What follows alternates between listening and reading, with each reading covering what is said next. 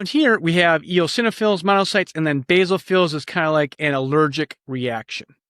All right, so this picture is really, really critical. I want you to understand like what portion of your blood is actually white blood cell count. So when you go and give blood, like they spin blood, right? They'll take blood off you, then they'll put it in a little vial.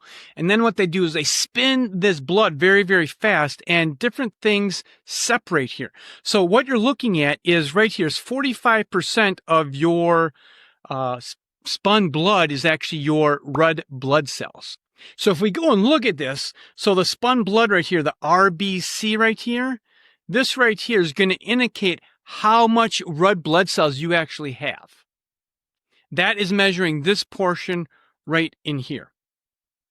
Now, then we have the plasma, which is 55% of your blood. So what the heck's the plasma? So if you look at your blood work in here,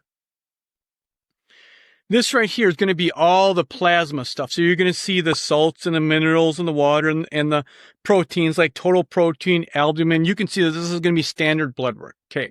Now this is the most significant part right here is 1%.